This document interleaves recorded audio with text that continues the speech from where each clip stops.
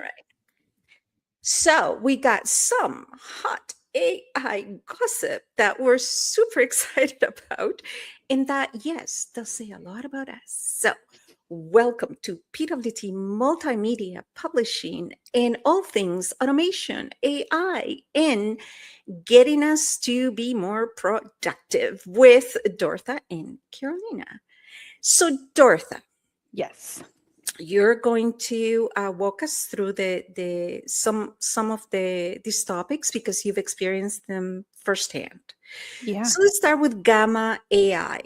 Mhm. I tend to work. I'm going to be quite honest. I work um, with Gemini and ChatGPT. Those are my primary go-to. And any AI that's embedded in actual apps like Canva or whatever, right? Nothing to the degree that you do. So I'm a user, not a builder, like you are.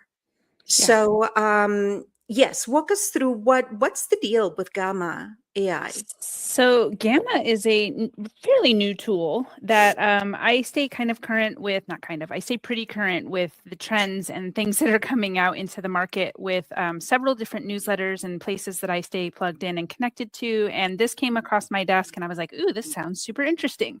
It came across mine too. Yeah. Yeah. So and I don't know I don't know if we got them from the same source or different sources, but that's a topic for a different gossip file. So much that trying to recall who brought up what to whom and from which source and where. So it's a tool that will take content from a video. So in particular, a very data heavy video. So if you have spreadsheets and screen shares and lots of data, you can take the link of that video, pop it in with a very specific spelled out prompt that you actually use Gemini for. Then the thing that's cool about Gemini is that it will glean things from the video versus chat, which cannot do that yet. You have to actually give it the transcript. So then you take that prompt and you pop over into Gamma, you give it the very explicit instructions, and it will create a beautiful presentation for you. Oh, wow. Whole slideshow. And I did this with something on a KDP launch map video that I had watched, and it went through, it created 10 slides, and you actually tell it how many slides you want, and it will go through and it'll put in charts, it'll put in statistics, it'll give you very on point images. So it gave Is it books. Accurate? It looks like it's pretty accurate. That is the one thing I will say, is that especially across the board with all AI, and I just read an article about this morning, is the fact-checking element, right? The hallucinations still very much exist. I have to tell you, I had that experience with we use AI. Yeah. Big revelation. Oh my God, you do? Where are my pearls? AI, yes. Clutching my pearls. Maybe we need AI to find the pearls. Anyway, so especially with so much video that we do, I will take the YouTube recording, right, the link, and I will ask AI, and it's got to be Gemini because they're closer cousins with YouTube, and I will ask to do the timestamp, do the summary, and so I can upload it, right? Yep. And I had one of the videos that I did, the description came from a different perspective. It was accurate, but I almost ran it 3 times. I ran it once through chat, twice through Gemini, one through chat, and it came back with the same, okay, it's like clearly, this is a good summary, right? Like it wasn't, it wasn't the way I would have described it, but heck, what do I know? And then there was another one, because now my little antennas were up, right? Because I always do check it, but not question it. Yeah. There's a difference. Yep.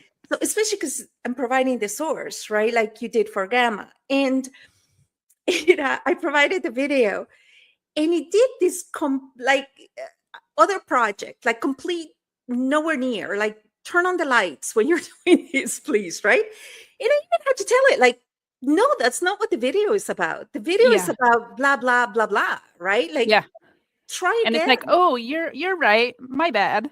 Yeah, it's like, oh, okay. So you gotta be, it was like freaking lazy AI. Yeah, it's the Like, thing though dude, that wake up. we really have to be this is where the critical thinking skills we as humans cannot let go of. Like we absolutely have to still fact check. Yeah. And like you're saying, like if it's giving you something where you're like you did the video, it's one thing if it's a video you've watched and it's not your own content and you're having it help with the summary, but if it's one you recorded and you were there, you're like dude, And that's pretty the sure. difference of using AI and automation as a tool versus an Yes. identity. Because Yes. you don't know what you're talking about and you're going above your pay grade and you're really masking Yeah. your ceiling or your range through AI, you wouldn't be able to pick this stuff up. Yep. Right? It's only when you're Absolutely. utilizing it where you are still the ultimate, like checker, that really AI and the tools are meant to be used to enhance your performance. Yeah. That came out. That sounded No, so bad. yeah, I did not mean that. So the jury will just discard that last comment. Is meant to you know what I mean? Like not your Yes. perform you're out, you know what I mean. Yes. So this is why we're always crying every time we come on the show, because in the warm-up we're like in stitches. So anyways, okay, so that is gamma. So it works, and they're beginning to really shop it around to try it. Still in beta, from what I recall, but tested and pushed the limits, because I am finding, just like I said with YouTube and excuse me, Gemini, like ChatGPT, at least the version I have, is to have the Canadian version of all these things, which it's about to be redacted. Another conversation. It doesn't seem to be able to analyze and read and process YouTube videos. I don't know if at a higher level, it's a pay to play kind of thing. I don't get good answers, but I do most of the time with Gemini.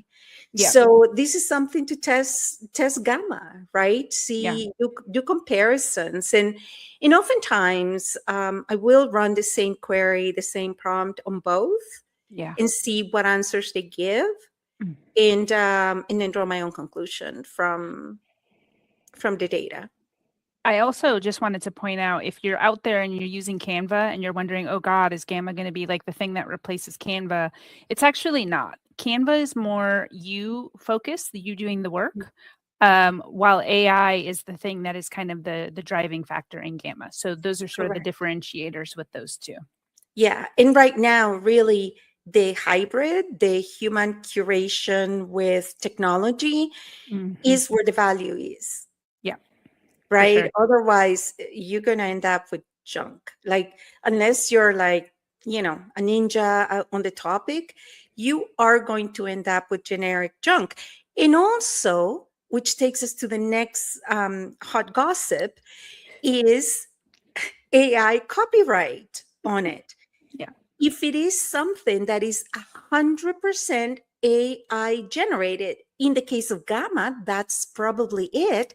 Yep. You are not protected. Your copyright is not protected. It's not There was yours. a recent case in the US that is now the benchmark, that tells you that all your images that you create on AI that are 100% AI generated cannot be copyrighted. Cannot be copyrighted. Yep. And if you create the hybrid, like we're saying in Canva, right? Like where you're creating, but also you're creating some technology or taking whatever output AI gives you, and you are enhancing it, customizing it, doing whatever you do, that can be protected, because there's that development, this that enhancement and value add to the creative intellect or IP to it. However, if it can be split, so say you're doing this picture of a sunset and most of 80% of the images are you created, or you kind of are the curator, and then you got that sun that is AI, like you just copy and paste it, that sun is not copyrighted. Right? So is, I get if you are, a digital content creator, marketer, thought leader, that the pressure to keep putting fresh content is, I there's no word to describe the pressure to keep, creating new ways to present or enhance data. Yeah. So be mindful of that and know that at which point you're crossing the line. It's one thing to do postings and you use AI to generate the images. You see them all the time on LinkedIn. And they're brilliant, and probably Gamma can do better ones from what you're telling us. But if you're starting to get into areas like book covers, if you're starting to get into specific charts, right, especially of any data that you've researched or that is your intellectual property, diagrams, things like that, know that they cannot be copyrighted if you're relying 100% on the AI output. Yep. And I think the question I want to leave people to think about with that is like, if I wrote the prompt, did I create the art? Ooh. Maybe, maybe not. Maybe, baby. We need lawyers. We need lawyers. So lawyers in our audience, please chime in. We want to hear from you. Absolutely. As copyright lawyers, Yeah. yeah, we'll reach out and definitely bring them on that topic. And the same with identity when it comes to utilizing AI, right? We'll definitely come back to that. That was a hot warm up subject in the back room, which takes us next to Claude. Claude and Banks, this one is specific. So you have used, I have not used Claude. I have not had the opportunity to, nor the need to yet, but you have. So I forwarded an article that I came across that Banks, and that this was a Canadian source, and we'll put the link to the article in the comments, that banks in Canada are warning about some of the vulnerabilities that the Claude release is now highlighting or bringing to awareness. Can you walk us through that? Because I know you analyzed that. Yeah. So the article is from CTV News. And as Carolina said, we'll share the link in the comments. I'm going to read a little excerpt for you. So in announcing its new model, Anthropic warned that Claude Mythos can quickly find vulnerabilities in virtually every major operating system and web browser using relatively simple prompts, putting major institutions like banks, hospitals, and energy infrastructure at the risk of cyber attacks. So these are the kinds of things that are now being highlighted. And it's like the doomsdayers are probably sitting back going, I told you. And it's the thing that we keep coming back to, the common thread through all of these presentations is the human element, right? So the banks are putting up the alerts and the red flags saying, hey, guys, like we really need to kind of step back with this. And they're leveling up their security. Because I have to tell you, funny, not funny, is that banks, again, we're headquartered in the greater Toronto area. And Dortha, of course, is a Cali girl. So we're truly bringing the North American. We need to find someone in Mexico. But anyway, we sure do. Again, calling an AI person from Mexico to join us.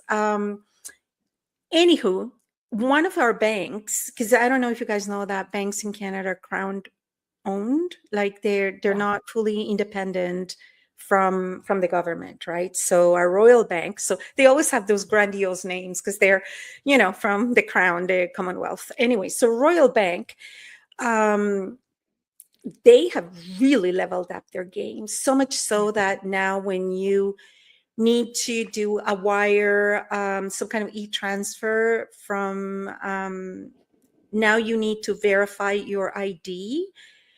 And you need to scan your driver license, then take a selfie, then it matches it. It doesn't matter if it's $5. Like in I cannot tell you how many times I've tried. In our driver license, the picture lasts like, I don't know, 500 years. So Yeah. the pictures on my driver license, I guess, do not match my current me. And so it keeps failing to verify my identity, so much so that that alone, it's probably a red flag, right? Like, why does this woman keep trying to pass for the woman in the driver license, Right. right? And trust me, there's no great celebrity or celebration claim to that picture on the driver license, nor should a person ever see it other than a, law enforcement officer. But the point is, they don't tell you a lot of the things. So I had to go to the bank and go, listen, I need to do a transfer. So, like, clearly, like, I need to get cash out, right? Because it just will Yeah. not recognize, Right. my picture. And I Yeah. was trying to do it from my laptop, and then it gives you a QR code, and then you have to scan the code, and then do the, a little to the left, little to the right, and stuff, right? Right. And it would still fail every time. And then when I was at the bank, the gentleman told me, "Oh, you cannot do it from a laptop. You have to do the whole entire process from your phone." I'm like, Yeah. okay, it would be helpful if you tell me that. Yes. And then he said, plus, you only need to do it once, which I thought had to be done every single time, right? Which still leaves me Interesting. my not matching my driver license because, Yeah. since the surgery and, all the Witness enhancements, protection. Oh, I wasn't supposed to the mention that, was I? enhancements, that's an internal joke. Yeah. If you know, Yeah. you know.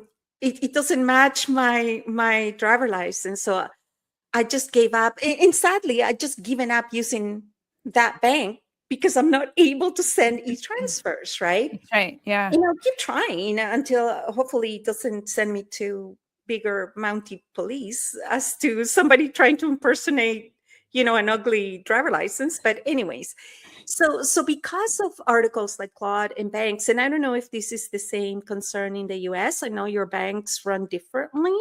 Yeah.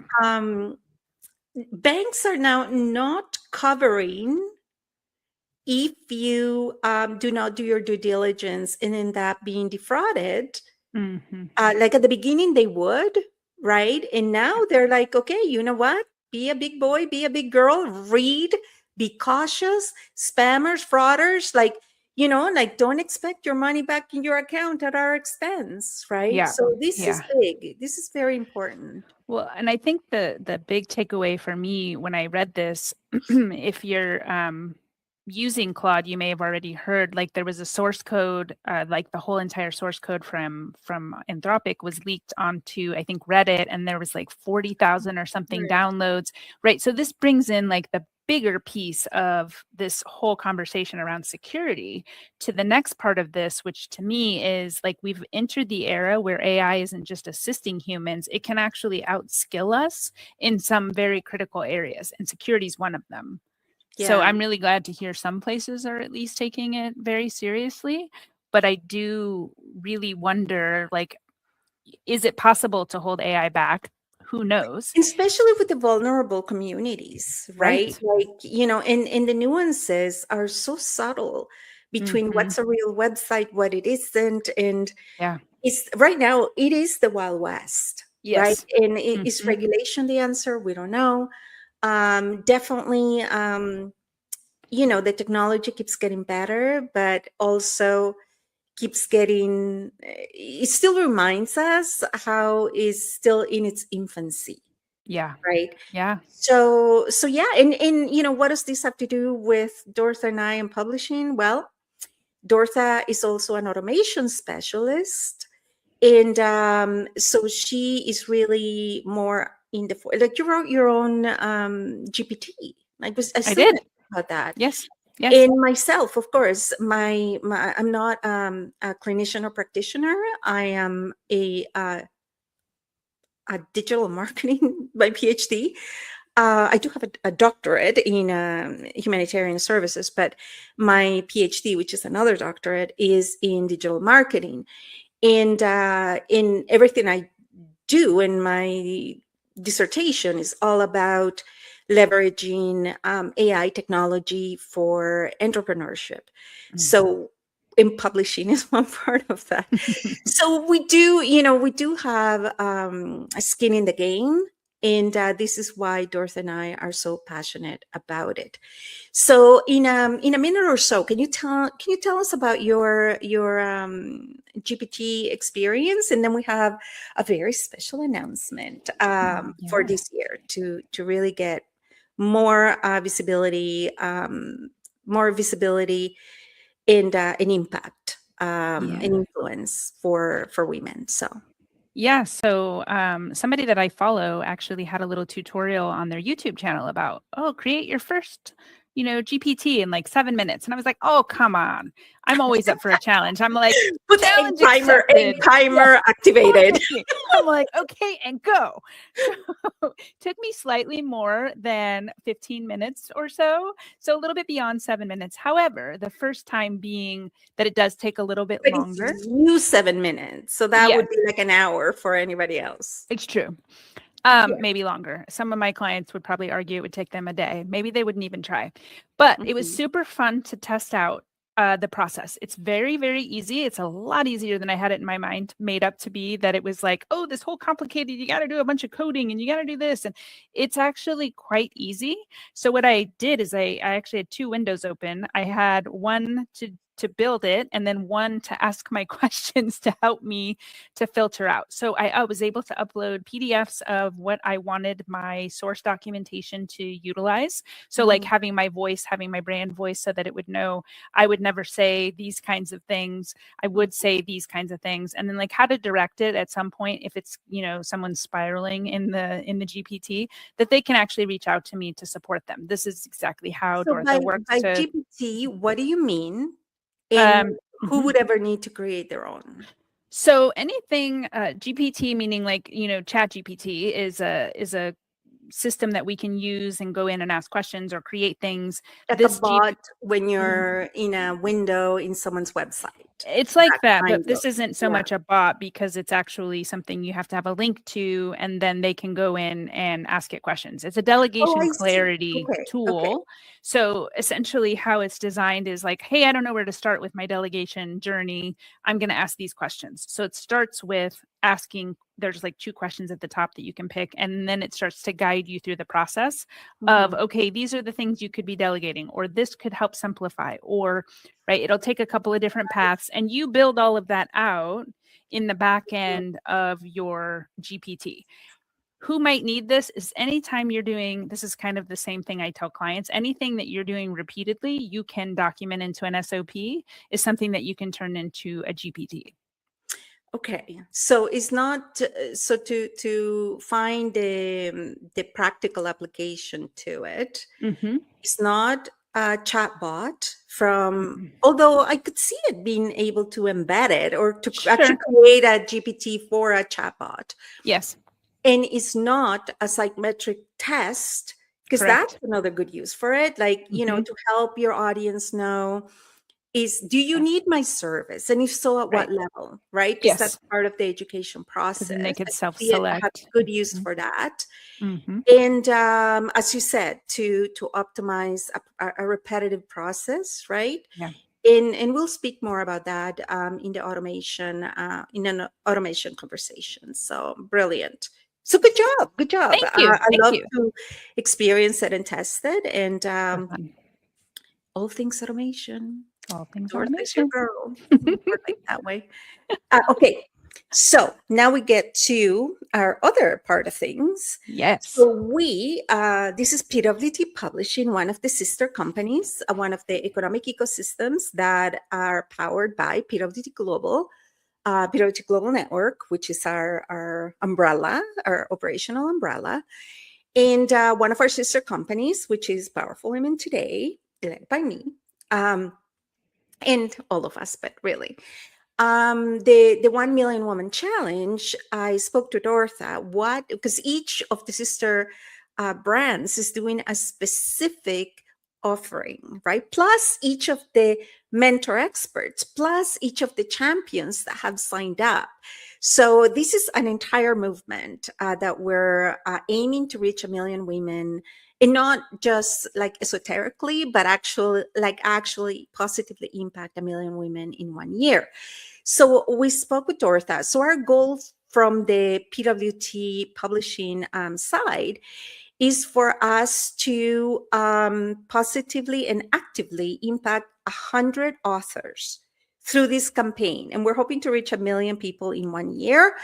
And that is 100 authors through our books, through our magazines, through our anthologies, in our digital campaigns at a fraction of the price that would normally cost, right? And in order to do that means that Dortha, because she's part of the team, and the rest of the team, we're all sponsoring a portion of our collaboration to bring these projects to fruition. So we're discounting our services in the effort of getting 100 authors this year alone up and running. And there'll be more information about that. In the 1 Million Woman Challenge, From Coping to Choosing, is about positively impacting 1 million women this year. Now, when you hear 1 million women and men, of course, this is not like, you can positively impact women differently than men, although it matters, but it's not just for women. It just happened that this is a tradition. It's a continuation. This is actually the 3rd year that we run this Million Woman Challenge. So we've already hit 2 million. We're now going for the 3rd million. And really, you take 10 really impact thought leaders, activating 10, and then those 10 activate 10. We do 5 cycles of that. We've reached 1 million. Like, it's that easy, right? And we got, of course, technology on our side to make that happen. And we did our first challenge 2017. This is before Dortha. So that would be a BD before Dortha. Now, Dortha was with us for the 2nd challenge in 2021, in which we reached 1 million women in 3 years. Our goal is to reach 1 million women in 1 year in 2026. And in the process of doing our tally, we counted, we had already done almost 300,000 impressions myself alone on LinkedIn, on one platform, in one brand alone. So imagine, with all of the activators, all the mentor experts, all of these initiatives, there's no reason on earth we cannot reach 1 million women in 1 year. So, Dortha, thank you very much for helping, publish the magazines and publish our books and do all the things that we do as part of PWT Global, because Dortha is integral in using her automation and using her genius to help us move as much as we do, which is a common question that I get. Like, how do you, okay, yes, we are toddlers on espresso, but still, like, we simply use technology and we disclose it. So it's not like it's a hidden secret that, we have like helpers. Is, we leverage technology. We leverage, standard operating procedures. We leverage, the aggregate, which is going to be written in my tomb, because that was the premise of my doctoral dissertation, to leverage the aggregate. Because going at it alone, especially now with AI, is just so much junk and so much noise. So really working within an ecosystem that helps with visibility, that helps with influence, ultimately leading to impact, is the way to go. So, Dortha, thank you for all of your AI insights. And we are looking to having more episodes like today. And please do connect with our YouTube channel, with our LinkedIn newsletter, with everything we do. And, we're happy to have you and help you, whichever way we can. So thank you, everybody. And until next time.